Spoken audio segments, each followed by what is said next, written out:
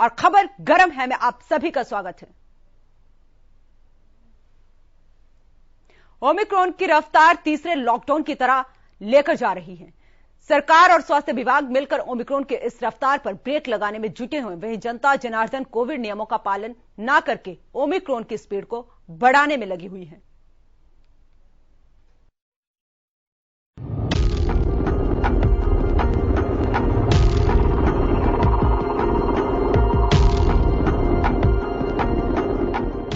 Corona को काबू करना एक बार फिर से बड़ी चुनौती बन गया है। दुनिया को अपने अलग अलग रूपों से डरा रहा कोरोना वायरस फिर ओमिक्रॉन की शक्ल में लोगों को नई बीमारी दे रहा है।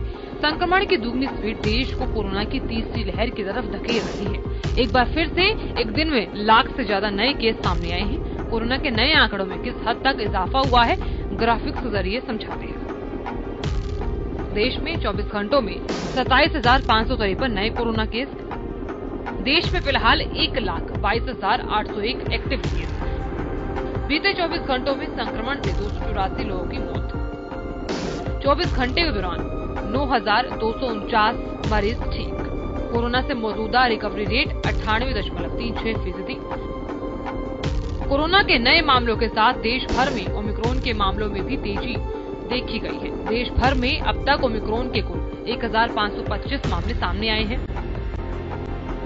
देश में ओमिक्रॉन के आंकड़े: Maharashtra 460 case 180 recover, Delhi 351 case 57 recover, Gujarat 136 case 69 recover, Tamil Nadu 117 case 74 recover, Kerala 109 case 1 recover, Rajasthan 69 case 61 recover, Telangana 67 case 27 recover, Karnataka 64 case 18 recover, Haryana 63 case 40 recover, Paschim Bengal 20 case 4 recover, Andhra Pradesh 17 case 3 recover, Odisha 14 case 1 recover, Madhya Pradesh 9 case 9 recover, UP 8 case 4 recover, Uttarakhand 8 case 4 recover, Chandigarh 3 case 2 recover, Jammu Kashmir 3 case 3 recover, Andaman Nicobar 2 case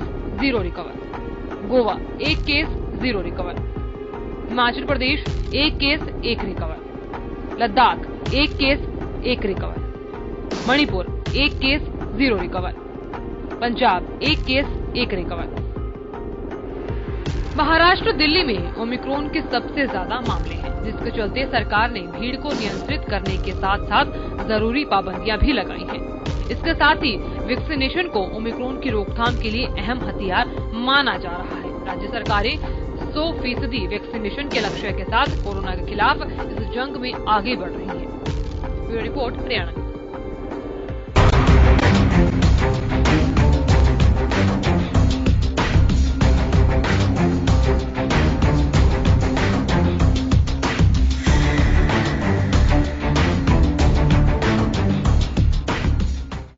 और वहीं प्रदेश में corona को लेकर जहां सरकार सख्ती के mood में है, वहीं लोग लगातार कोरोना गाइडलाइंस की जमकर धज्जियां उड़ा रहे हैं।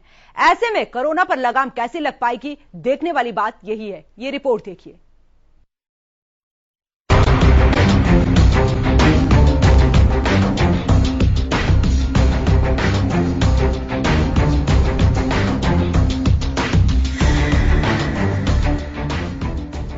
प्रदेश में कोरोना के बढ़ते मामलों के बीच सरकार और प्रशासन पूरी तरह से तैयार है। महामारी से निपटने की तैयारियां चरम पर हैं। सीएम से लेकर उपायुक्तों तक बैठकों में व्यस्त हैं। वहीं धरातल पर पुलिस कोरोना गाइडलाइंस की पालना को लेकर मुस्तैद नजर आ रही है। कोविड को लेकर मुख्यमंत्री मनोहर लाल भी एक्शन में नजर आ रहे हैं। सीएम ने चंडीगढ़ में सभी उपायुक्तों के साथ बैठक ली और कोरोना के वर्तमान हालातों पर चर्चा की। सीएम ने इस दौरान कोरोना गाइडलाइंस की पालना को लेकर सख्ती बरतने के निर्देश दिए और बिना वैक्सीनेशन लोगों को सार्वजनिक जगहों पर बैन को कड़ाई से लागू करने के निर्देश दिए।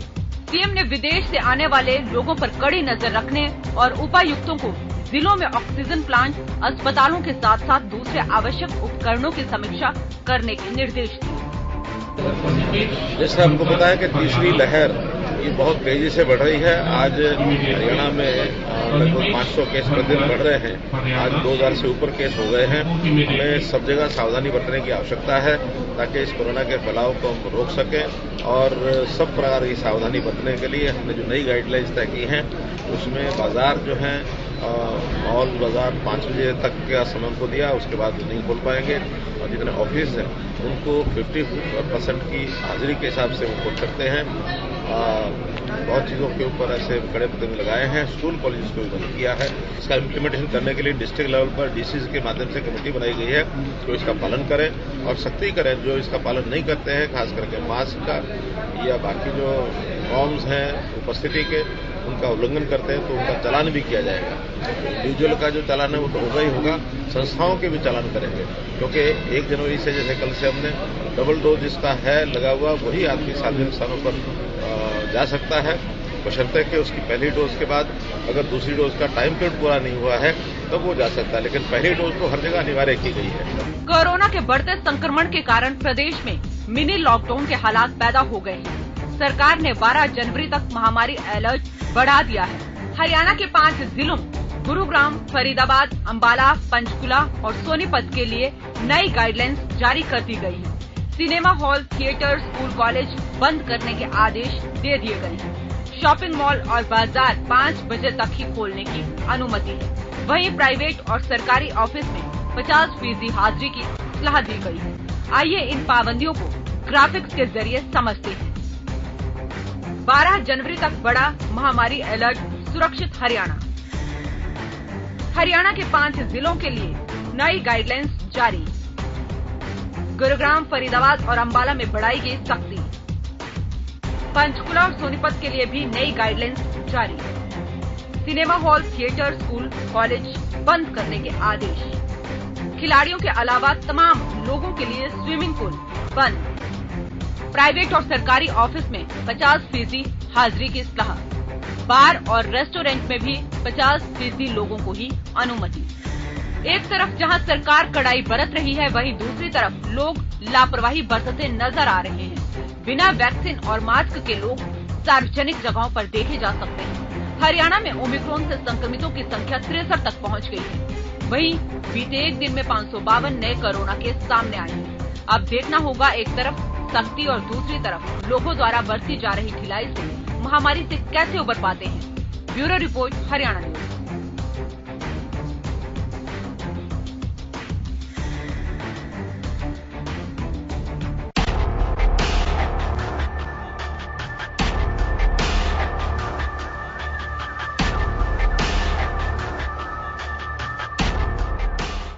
और वहीं तोशाम में हुए दर्दनाक हादसे की तस्वीरें दूसरे दिन भी पत्थरों में दबी हुई जिंदगियों को ढूंढने में लगी रही। प्रशासन और सरकार एनडीआरएफ, एसडीआरएफ और सेना के जवान की मदद से जल्द रेस्क्यू को खत्म करने में जुटे हैं, जिससे पत्थरों के नीचे दबी हुई जिंदगियों को बचाया जा सके। ये रिपोर्ट देखिए।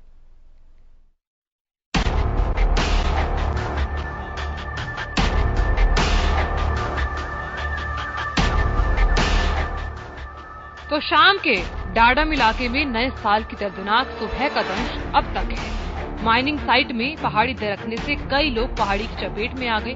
वहीं हादसे में अब तक 4 लोगों की मौत की पुष्टि हुई है। आज दूसरे दिन भी मौके पर राहत बचाव कार्य जारी है। हादसे के एक दिन बाद 6 मशीनें लगातार मलबा हटाने का काम कर रही हैं। इसके बावजूद घटनास्थल से सिर्फ आधा मलबा ही हटाया जा सका है। राहत बचाव कार्य के लिए एनडीआरएफ और एसडीआरएफ के बाद सेना की मदद भी ली जा रही है। हादसे से सहमा तोशाम। शनिवार की सुबह अरावली की पहाड़ियों में पहाड़ दरका। हादसे में 20 से 25 लोग पहाड़ों के नीचे दब गए। 4 पोकलेन मशीनें, 2 होल मशीनें, 2 ट्रैक्टर, 6 ट्राले, डंपर दबे। सूचना मिलने के बाद भिवानी जिला प्रशासन मौके पर पहुंचा। एनडीआरएफ, एसडीआरएफ और सेना की टीमें राहत बचाव कार्य में जुटी। शनिवार को कृषि मंत्री ने घटनास्थल का जायजा लिया। मुख्यमंत्री भी पूरे हादसे पर नजर बनाए हुए हैं। देर रात टीम ने स्निफर डॉग और थ्रो वोल्ट मशीनों से दबे लोगों की सर्चिंग की थी, लेकिन किसी के जिंदा बचे होने के संकेत नहीं मिले थे। हालांकि डॉग ने 4 से ज्यादा पॉइंट पर इस बात के संकेत दिए कि यहाँ पर लोग दबे हुए हैं। लेकिन मशीन से वहां पर किसी के भी जिंदा होने के सिग्नल नहीं मिले। रेस्क्यू टीम की चुनौती, घनी धुंध की वजह से रेस्क्यू में दिक्कत, सिर्फ 5 फीट तक ही विजिबिलिटी। घटनास्थल से आधा मलबा ही हटाया जा सका। कई हजार टन के 3 पत्थर बने रेस्क्यू में बाधा। कई टन वजनी बड़े पत्थरों को तोड़ना मुश्किल। ब्लास्ट के लिए पूरी तैयारी में लगेगा समय। 6 मशीनें मलबा हटाने के काम में लगी। हादसे के बाद ग्रामीण कंपनी पर लापरवाही का आरोप लगा रहे हैं, क्योंकि हादसे के बाद मौके पर पहुंचे भिवानी के एसपी ने भी जब ठेकेदार से वहां काम कर रहे लोगों की संख्या के बारे में पूछा तो कंपनी के अधिकारी या ठेकेदार इसका कोई आंकड़ा नहीं दे पाए। वहीं कांग्रेस नेता किरण चौधरी ने भी हादसे पर दुख व्यक्त किया है। सरकार पर अत्यधिक खनन के मामले को अनदेखा करने का आरोप लगाया। शाम क्षेत्र के अंदर डाडम पहाड़ी के अंदर जो दुर्घटना हुई है आज, उस बहुत ही बेहद दुखद है। आज नए साल के ऊपर ये ऐसी सूचना मिली जब, और जो मृतक मजदूर भाई हैं उनके परिवारों के प्रति मैं संवेदना प्रकट करती हूं, और जो घायल हुए हैं उनके भी जल्द से जल्द अच्छा से अच्छा उपचार हो, उसकी भी मैं कामना करती हूं। और आम लोगों को खदान तक पहुंचने से रोकने के लिए पुलिस प्रशासन ने 3 जगह नाकेबंदी कर रखी है। रेस्क्यू ऑपरेशन के बाद ही हादसे में हुए जान और माल के नुकसान की असली तस्वीर साफ हो पाएगी। लेकिन प्रशासन से ग्रामीणों के सवाल भी जायज है।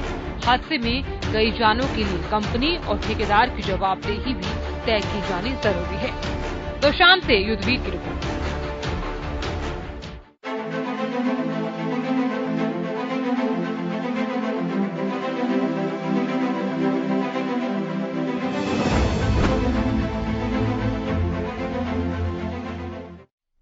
और वहीं खिलाड़ियों और युवाओं को साधने के लिए बीजेपी ने युवाओं की आंखों में खेल यूनिवर्सिटी का सपना संजोया है। पीएम मोदी एक के बाद एक यूपी का दौरा कर सौगातों की बरसात कर रहे हैं। इसी कड़ी में आज मेरठ में मेजर ध्यानचंद यूनिवर्सिटी का शिलान्यास किया गया। ये रिपोर्ट देखिए।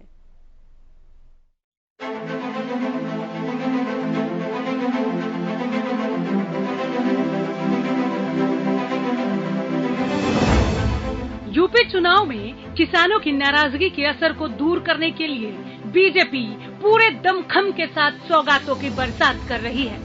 किसानों की नाराजगी भले देरी से दूर होगी, लेकिन खिलाड़ियों और युवाओं का सपना संजोया है। उत्तर प्रदेश में होने वाले विधानसभा चुनाव की अधिसूचना जारी होने से पहले प्रधानमंत्री नरेंद्र मोदी ने मेरठ को 700 करोड़ की लागत से बनने वाले खेल विश्वविद्यालय की सौगात दी। खेलों से जुड़ी अंतर्राष्ट्रीय सुविधाएं भी तो मिलेगी। ये एक करियर के लिए, कैरियर के रूप में स्पोर्ट्स को अपनाने के लिए जरूरी स्किल्स का निर्माण करेगी। यहां से हर साल 1000 से अधिक बेटे बेटियां बेहतरीन खिलाड़ी बनकर निकलेंगे। मैं उत्तर प्रदेश के नौजवानों को यूपी की पहली स्पोर्ट्स यूनिवर्सिटी के लिए बहुत बहुत बधाई देता हूं। ग्राफिक्स के जरिए समझिए कैसी होगी मेरठ की major Dhyan Chand university. Major Dhyan Chand sports university का शिलान्यास। 700 करोड़ की लागत से बनेगी मेजर ध्यानचंद स्पोर्ट्स यूनिवर्सिटी। सभी तरह की आधुनिक सुविधाओं से लैस होगी नई यूनिवर्सिटी। यूनिवर्सिटी में एक साथ 1080 खिलाड़ियों को ट्रेनिंग दी जा सकेगी।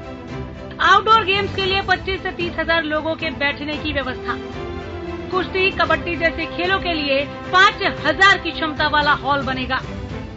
यूनिवर्सिटी में सिंथेटिक हॉकी का मैदान और फुटबॉल मैदान होगा। बास्केटबॉल, वॉलीबॉल, हैंडबॉल और लॉन टेनिस कोर्ट भी होगा। निशानेबाजी और तीरंदाजी के लिए शूटिंग रेंज भी होगा। Synthetic running stadium, swimming pool जैसी सुविधाएं भी होंगी। मेरठ के मंच से सभा को संबोधित करते हुए पीएम मोदी ने विपक्ष पर जमकर हमला बोला। यूपी के चुनावी दौर में पीएम मोदी पिछले 25 दिनों में 8वीं बार यूपी का दौरा कर रहे थे और इन सभी दौरों में पीएम ने प्रदेश की प्रगति को दिखाई कोई न कोई सौगात यूपी वासियों के नाम की है। 7 दिसंबर को गोरखपुर में खाद कारखाने का उद्घाटन, 11 दिसंबर को बलरामपुर सरयू नहर परियोजना का लोकार्पण, 13 दिसंबर को वाराणसी में काशी कॉरिडोर का उद्घाटन, 18 दिसंबर को शाहजहांपुर गंगा एक्सप्रेस वे का उद्घाटन, 21 दिसंबर को प्रयागराज में महिलाओं को आर्थिक मदद, 23 दिसंबर को वाराणसी अमूल प्लांट का उद्घाटन, 28 दिसंबर को कानपुर में मेट्रो का उद्घाटन, 2 जनवरी को मेजर ध्यानचंद यूनिवर्सिटी का शिलान्यास। मेरठ दौरे के लिए पीएम मोदी दिल्ली से एक्सप्रेसवे के रास्ते मेरठ पहुंचे। एक्सप्रेसवे के रास्ते मेरठ पहुंचकर पीएम ने देश को ये संदेश भी दिया कि मेरठ से दिल्ली अब दूर नहीं है। योगी सरकार के कामकाज पर लोगों को कितना भरोसा है और पीएम की सौगातों का कितना असर चुनाव के नतीजों में दिखेगा, ये तो चुनावी नतीजे ही बताएंगे। लेकिन फिलहाल के लिए यूपी में विकास की जो बयार देखने को मिल रही है वो चुनाव के बाद भी जारी रहेगी या चुनावी दिखावा बनकर ही रह जाएगी, ये देखना होगा। Bureau report, Haryana news.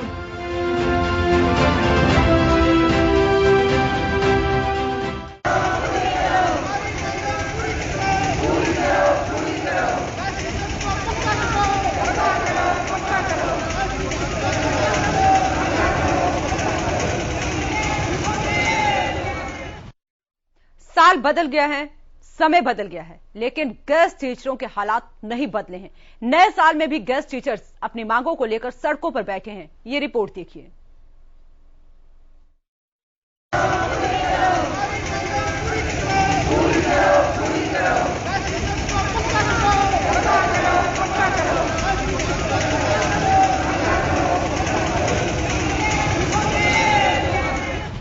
प्रदेश में गेस्ट टीचर्स सरकार से खासा नाराज हैं। स्थायीकरण और वेतन बढ़ोतरी समेत कई मांगों को लेकर हजारों गेस्ट टीचर्स यमुनानगर पहुंचे और सरकार के खिलाफ जमकर विरोध प्रदर्शन किया, साथ ही रैली भी निकाली। प्रदर्शनकारी गेस्ट टीचर्स का कहना है कि सरकार जब तक लिखित में मांगे नहीं मान लेती, आंदोलन जारी रहेगा। साथियों, ये लड़ाई जारी रहेगी। पहले भी आपके लिए अनशन किया और जो कल की बात है, मैं सरकार से इतना नाराज हूँ उसके झूठ बोलने के कारण। प्रदर्शनकारी गेस्ट टीचर्स का कहना है कि ये आर पार की लड़ाई है। यदि लिखित में हमारी लंबित मांगों को नहीं माना गया तो यमुनानगर को कुरुक्षेत्र के मैदान बनने में देर नहीं लगेगी। प्रदर्शनकारी टीचर्स ने जनप्रतिनिधियों पर जनता के धन का दुरुपयोग करने का आरोप लगाया। उन्होंने कहा, इतनी मेहनत के बाद भी उनको सरकार वाजिब सैलरी नहीं दे रही है, जबकि जनप्रतिनिधियों पर जमकर पैसे खर्च किए जाते हैं। जब कोई एमपी एमएलए एक बार बन जाता है, उसके पास ऐसा करोड़ सा कुबेर का खजाना आ जाता है कि उसका पैसा खत्म ही नहीं होता और हमको काम करने के बाद भी नहीं मिलता। अगर एक एमएलए 1 घंटे के लिए भी लिखा जाता है कि एमपी एमएलए बढ़ गया, उसकी सारे उम्र के नौकरी पेंशन पक्की क्यों भाई? ऐसा कैसा संविधान है ये ऐसा कैसा संविधान है? जिनको तानाशाह बना रहे भाई, इसको बदल दो, इस कानून को बदल दो भाई।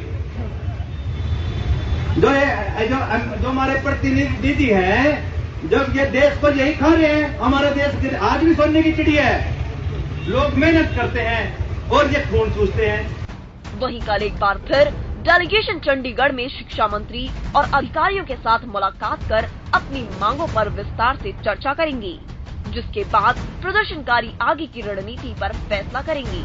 अब देखना होगा कि गेस्ट टीचर्स और सरकार के बीच यह गतिरोध कब तक बना रहता है। हरियाणा न्यूज के लिए यमुनानगर से सुमित ओबरॉय की रिपोर्ट।